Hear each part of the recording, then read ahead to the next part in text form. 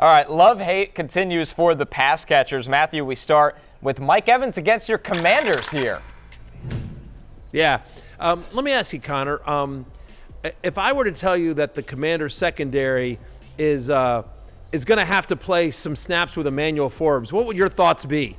I would say it's going to be a very, very long day, or in contrary, a very quick one.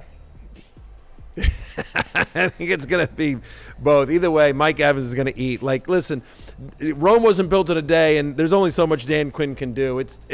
We've got some talent deficiencies in that secondary, and Mike Evans, who last year was top 3 in both deep targets and end zone targets last season, they're gonna chuck it to him deep early and often.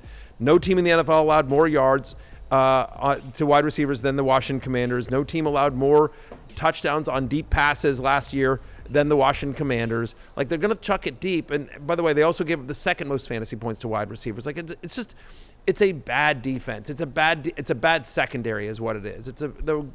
Listen, we're going to be haunted by Ron Rivera's choices for a long time. He had 4 years of terrible drafts. And there's only so much that Adam Peters, Dan Quinn, and the new organization, that they can do. Like, they're baby steps, right? And so I actually think the Commanders play tough in this one, but I think it's going to be a sneaky, high-scoring game because I'm not a big fan of either defense here, especially not my Commanders secondary. And the beauty of that, Jay, is that we've already seen the sample size that Baker Mayfield will just continuously target Mike Evans and give him all those chances for the contested catch situations. Yeah, and for any of Baker Mayfield's sins, one sin that he doesn't have is that he will chuck it up. Chuck it up, and it's particularly to Mike Evans, obviously, and when there is a suspect secondary. I can still visibly picture some of the Commanders' breakdowns last year. Remember Cooper Kupp just strolling in for like a 60-yard touchdown. So I think that, there will be breakdowns even with the new defense, with Dan Quinn and everything. And Mike Evans, again, he's just like rock solid, kind of like rich man's Michael Pittman. Not excited to draft him, but he's just going to produce. He's still number 1 receiver in an offense that was competent last year with a competent quarterback. How about your man, Cooper Kupp, making the love list here against the Lions? I think sometimes it's as simple as this, Jay. Cooper Kupp's healthy and ready to roll. Yeah, I mean, we talked about this all offseason, the fact that Cooper Kupp is being violently underdrafted relative to ADP, while Puka Nacua, my man, being a little bit overdrafted. And to put this in perspective, on DraftKings, Cooper Kupp is set for 68.5 receiving yards, Puka Nacua 72.5. 4 yards difference in projection for a guy, Puka Nacua, who's going as wide receiver 8 in drafts, and Cooper Kupp on ESPN going as wide receiver 22. So we have 14 spots of difference for 4 receiving yards as an over-under. And I think it just highlights the fact that these guys, it's unclear who's going to be the wide receiver 1 on this team. I think there's a very good chance it's Cooper Kupp. Detroit, their defense and their secondary is improved, but they still don't have a lockdown corner that really terrifies you against Kupp. Yeah, Matthew, you have to like the matchup here. As much as the Lions are, a popular Super Bowl pick on the NFC side, specifically the secondary is beatable, and it's indoors at Detroit. Exactly, and by the way, they do so much motion with Kupp, and they use him in the slot, and they use to create mismatches. I mean, McVay is a genius about that, and so, Kupp is not somebody that is super guardable. He's just, especially when you put him in the slot, it's just unfair. Look, to your point, Connor, I think you're absolutely right. He's healthy. Last year when he was healthy, 27% target share, right? Last year when he was healthy, he was top 5 in terms of red zone targets per game. Matthew Stafford looks for his guy when they get in close. And so in a game that should be fairly high scoring, it's one of the highest over-unders on the Week 1 slate. It's Sunday Night Football on NBC and Peacock. Of course, I'm a company man. So to your point about the Lions secondary, 3rd most fantasy points allowed to wide receivers last year. We expect the Lions to have a really nice offensive game here. Goff, Amon-Ra, Laporta, and Gibbs, et cetera, et cetera. So the Rams are going to have to throw to keep up. Remember this playoff game last year when Matthew Stafford threw for over 350 yards against the Lions. So we expect some fireworks on Sunday night, and Cooper Kupp's going to be a part of it. The next player on the love list, Matthew, you just love to see it. Malik Neighbors against the Vikings. The Vikings are a team, it's not perfect at corner, and I think the Giants are really excited to unleash their new weapon in Malik Neighbors out of the gate. Yeah, look, the defense got better over the second half of the year, obviously, in terms of Minnesota, but we expect Minnesota to do pretty well against the Giants. And just, again, we've talked about this all preseason as well. Malik Neighbors, phenomenal talent, massive target share coming. And, Daniel Jones, again, we will see, but he just needs to get it somewhere near Malik Neighbors as well. In his one preseason game that he played, a 33% target share for Malik Neighbors, 89% route participation as well. Last year, wide receivers that saw at least 7 targets against the Vikings averaged over 18 fantasy points per game. I wish I could bet on targets, because I'm telling you right now, give me the over on 7 targets for Malik Neighbors on Sunday against the Vikings.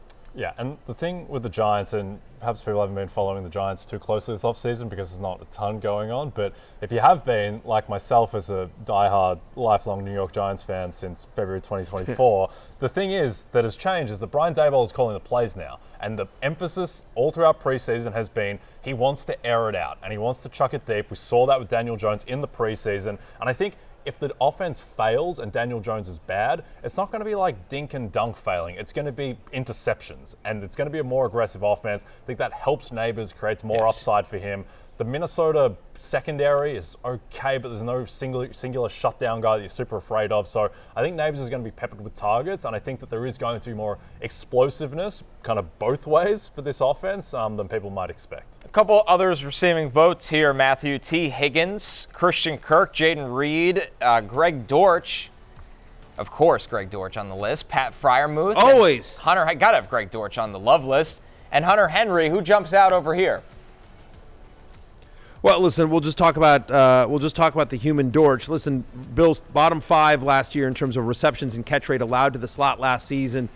Greg Dortch averages over 14.6 fantasy points per game when he plays at least 70% of the snaps. He's going to be their full-time slot guy. Just to give you a comparison, last year Chris Olave averaged 14.5. So I like Dortch as a sleeper this week as well. We'll talk about T. Higgins. Look, we don't know as of this taping, we don't know if Jamar Chase is going to play in this game, and if he does, how limited he's going to be. But I would expect that in a game in which the Bengals are heavily favored, T. Higgins gets the majority of the work for New England. Also, deeper leagues, Andre Oshavis as well out of the slot, especially if Chase is out of this game or limited. Last thing I'll mention here, Jaden Reed. That's the Friday night game. It's the Peacock game in Brazil. Packers and Eagles. And Philadelphia last year, most receptions, most yards to the slot, which is obviously where Jaden Reed lines up as well. Both their nickel corners of the Eagles are rookies. Jury is still out on this revamped Eagles secondary. So give me some Jordan Reed this week. Jay, how about Jaden Reed? Sorry, not Jordan Reed, not the former Washington tight end great, but Jaden Reed. Yeah, thanks. Well, love Jordan Reed. Very fantasy relevant once upon a time. Yes, he was. One of your bold predictions, Jay, Hunter Henry could finish as a top 10 tight end. He comes in on the love list this week. Yeah, I've attached my good name to Hunter Henry in his impending 2024 season. I think with Hunter Henry, the upside here is that, look, they're 8.5-point dogs. They're going to have to be throwing. Jacoby Brissett probably going to throw someone who's close to him, such as the tight end. And I think that, we talk about last year among tight ends, he was second in terms of red zone targets. I think they're going to need to be throwing. Also, the Bengals defense is very hit and miss, up and down. It wasn't good last year. And so there is some upside for a big play as well for Hunter Henry. So, I like Hunter Henry this week and this year. Hey, it's Matthew Berry from NBCSports.com and Rotoworld.com. And I want to thank you so much for watching whatever it is you just watched. Or if nothing else, being too lazy to click out of the autoplay after this video started, after whatever it is you actually wanted to watch finished. But now that you're here, I'd like to take a moment here to ask you respectfully now, okay? I'm asking you respectfully to subscribe to the NFL on NBC YouTube channel.